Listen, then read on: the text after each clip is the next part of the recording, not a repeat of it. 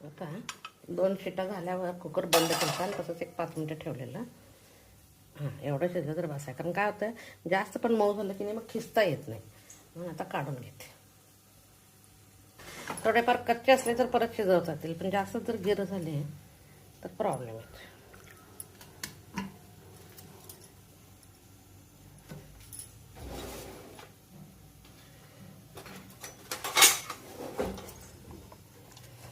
परत गरम पाण्यात राहून मऊ व्हायला नको.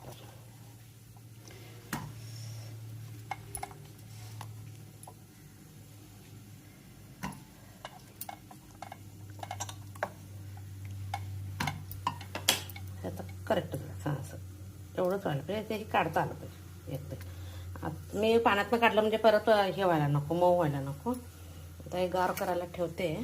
इकडं माडगं करण्यासाठी पाणी गरम करायला ठेवले. आम्ही सकाळी नाश्त्याला माडगं पितो आणि थोडंसं काहीतरी लाईटली फ्रूट्स वगैरे खायचं. पण माडगं कंपल्सरी, हुरळी काळ किंवा हुलगं ते पहिल्यांदा करून घेते. आता गॅसवर म्हणजे हे स्वीट पोटॅटो गार झाल्यावर तोपर्यंत मी गव्हाची कणिक मळून घेते. त्यात मैदा पण घालतात, पण मैदा आरोग्यासाठी चांगला आहे नाही म्हणून आम्ही हे खात नाही. गव्हाच्या पिठाची कणिक मळून मीठ घालून पाणी घालून मळून घालून नंतर ते खिसून घेणार आहे स्वीट पोटॅटो. किंवा नाश्त्याला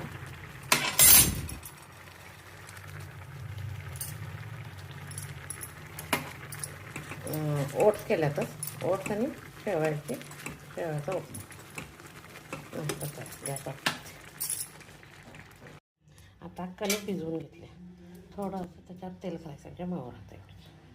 बाकी काय मी काय मैदा घातलेला नाही. ज्यांना मैदा आवडतील त्याने घालायचं. मैदा आरोग्याला चांगला आहे म्हणून वापरत नाही. आता कणिक भिजवून झाली आहे. आता ह्याचं हे स्किन काढून घेते आणि त्याच्यानंतर यांना खिसून घ्यायचं. आता हे सगळं असं पहिल्यांदा काढून घ्यायचं, नंतर मग खिसायला घ्यायचं. पहिला काढून घेते. मी एक अर्धा किलो घातलेत रताळे. थोडासा कच्चा असलं तर चालतंय, कारण फार पिकलं जास्त शिजलं गेलं की नाही मग त्याच्यात गूळ घालायचं अवघड होतं.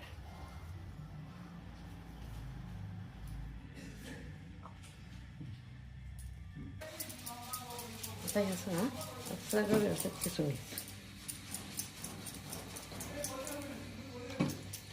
त्याच्यानंतर ह्याच्यात बदाम पावडर किंवा सुंठ पावडर किंवा जायफळ काय वेलदोड्याची पूड काय आवडेल ते खिसून घालायचं. म्हणजे काय अवेलेबल असेल किंवा आपल्या घरी काय आवडतं ते.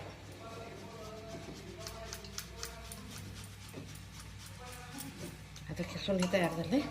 ह्याच्यात किती होईल तेवढा गुळ, म्हणजे गुळाचं प्रमाण काय नाही, मी 2ला 1 घालते. आमच्या घरी खूप गोड कमी लागते म्हणून गुळ बारीक करून घालायचा आणि मग हे करायला चालू करायचं. आता हे मऊ झालेलं आहे की नाही ह्याच्यातच किती गोळ बसेल तेवढा घालायचा.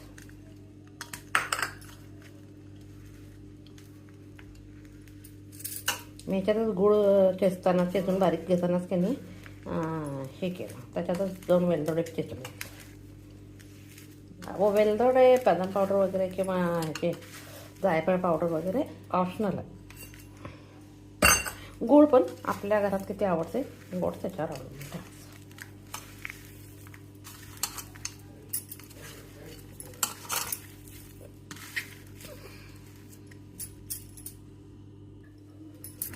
आता तयार झालं. आता हळूहळू पुरण करून घ्यायचं.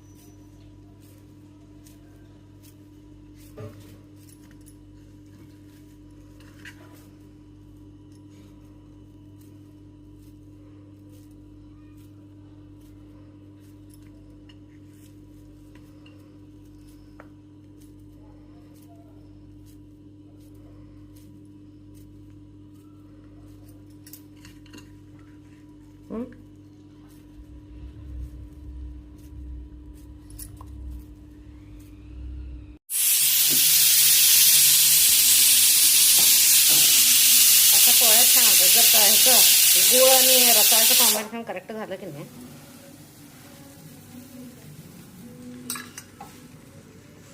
मार्गशीर्ष गुरुवारला स्पेशल मेनू म्हणून केलं.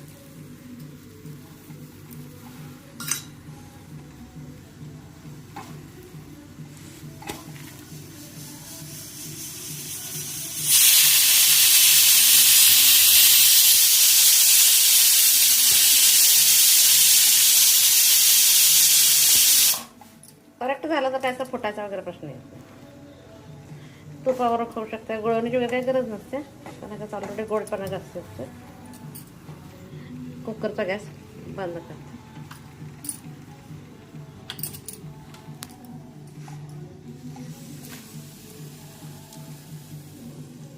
स्वीट पोटॅटो पोळी खाण्यासाठी तयार आहे.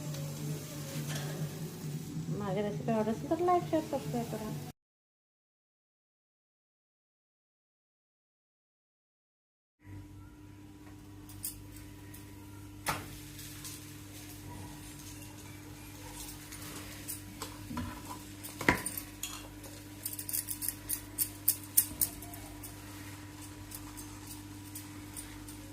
मधला भाग जाड ठेवायचा आणि बाकीचा साईडचा करून घ्यायचा.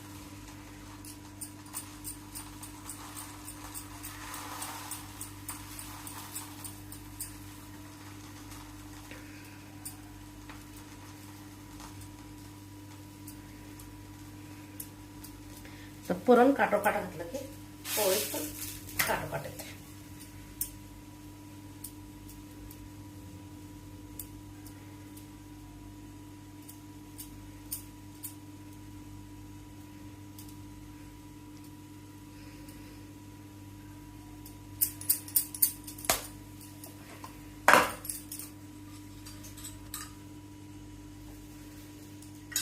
तेल लावलं तरी चालतंय, तूप लावलं तरी चालतंय. मी सध्या तेल लावलं.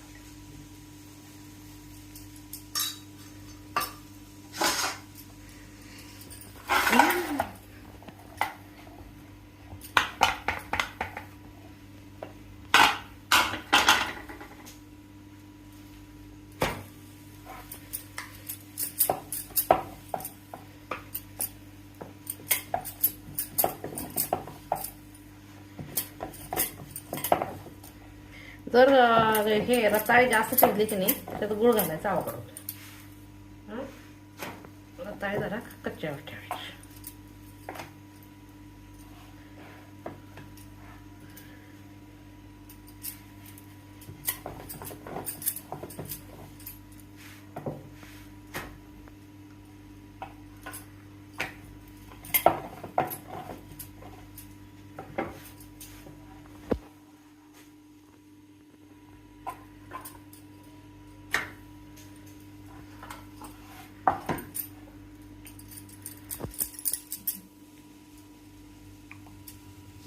एक निमिष रताळ्याच्या पोळ्या खाण्यासाठी तयार होतात.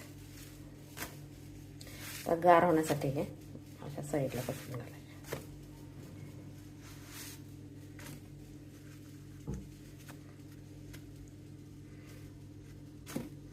गार झाला तर डब्यात भरून ठेवले चालतात. माझी रेसिपी आवडली असेल तर लाईक शेअर सबस्क्राईब करा. आता पोळ्या झाल्या. आता पहिल्यांदा सांडगे पापड तळून घेतले. बघूया तेल तापले काय.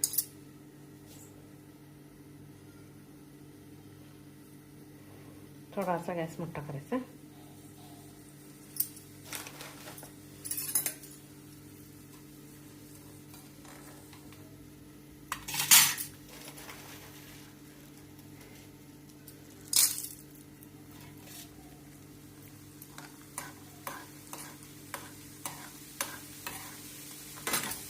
गॅस बारीक करून नाचणीचे पापडाचे